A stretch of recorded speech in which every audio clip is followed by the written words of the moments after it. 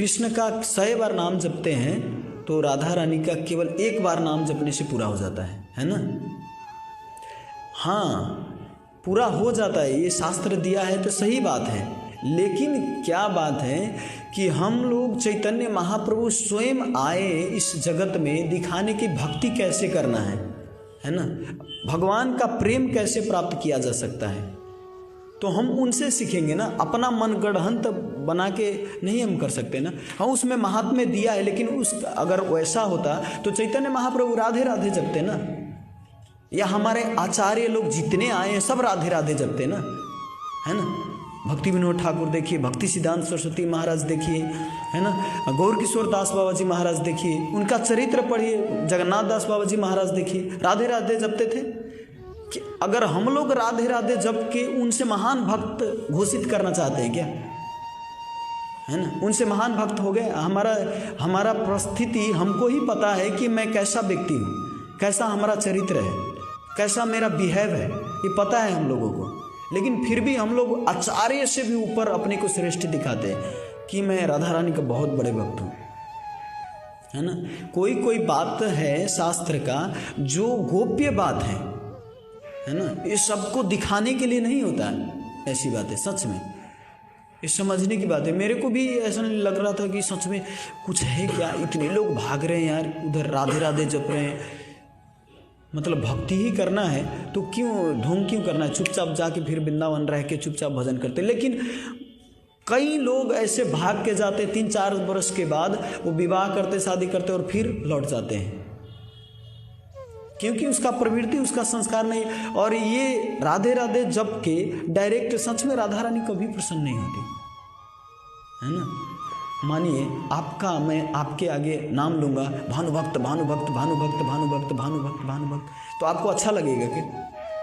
अच्छा नहीं लगेगा। अगर सच में आपके अंदर भगवान के प्रति प्रेम है तो आपको अच्छा लगेगा ही नहीं। जो घमंडी होगा, जो अहंकारी होगा, उसको अच्छा लगता है। अब कहेंगे कि भगवान को तो भगवान का नाम ले रहे थे, भगवान घमंडी नहीं। भगवान वास्तव में परमपिता भगवान सच में हैं, परब्रह्म, है ना, तो उनको इसमें दाजा नहीं जा सकता। लेकिन सांसारिक व्यक्ति कि अगर आप नाम लेते हैं तो उसको अच्छा नहीं लगेगा। वैसे ही राधा रानी अपने आप को दासी अभिमानी, चैतन्य चरितामृत में आता है, राधा रानी कहते मैं दासी हूँ कृष्ण का, इस पर मेरे को अभिमान है, मैं कृष्ण का सेवा करना चाहती हूँ। आप राधा रानी का प्राकट्य कैसे हुआ, ये राधा रानी के चरित्र में भी आता है, कैसे भगवान कृष्ण से आते हैं और कृष्ण से प्रकट होते ही राधा रानी दौड़ते दौड़ते फूल लेने जाते। दौड़ना मतलब राधिका, तो उनका राधा धावती संस्कृत में आता है ना, धावना मतलब दौड़ के गए थे फूल लेने भगवान की सेवा के लिए, इसीलिए उनका राधा नाम पड़ा। तो राधा रानी हर समय चाहती है कि कृष्ण के कैसे प्रसन्न किया जाए, ये सोचते हैं। लेकिन हम लोग राधा रानी को प्रसन्न करना है तो कृष्ण का ही सेवा करना पड़ेगा, तब राधा रानी के हम परंपरा में आ जाएंगे। जैसे हमारे आचार्य लोग, वास्तव में भक्ति सिद्धांत सरस्वती महाराज कहते थे हम लोग कृष्ण का भक्त नहीं है। जितने लोग राधे राधे जपते हैं ये कृष्ण का भक्त है, हम लोग राधा रानी के भक्त हैं, क्योंकि हम राधा रानी को प्रसन्न करने के लिए कृष्ण का नाम जपते, कृष्ण का सेवा करते हैं। लेकिन ये राधे राधे क्यों जपते हैं?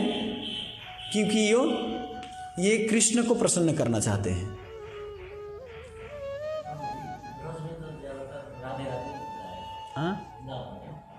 हाँ हाँ, देखिए ब्रज में बोलते हैं राधे राधे, ब्रजवासी बोलने में और हम लोगों को बोलने में बहुत आकाश पाताल के अंतर है ना। नाली के कीड़ा और रहने वाला और एक राजमहल में रहने वाला, उसे कंपेयर कर सकते हैं? नहीं होगा ना। माने हमारा जो प्रवृत्ति है, हमारा जो ये संस्कार है, नहीं तो हम यहाँ जन्म क्यों लेते? हम भी ब्रज में ही जन्म लेते हैं ना, तो उनका नकल क्यों करें? हमारा जो प्रोसेस दिया हुआ है, नियम दिया वो करिए ना। हम ब्रजवासी का नकल क्यों करें? अगर ब्रजवासी का नकल करना होता तो ब्रज में जन्म लेते ना, है ना।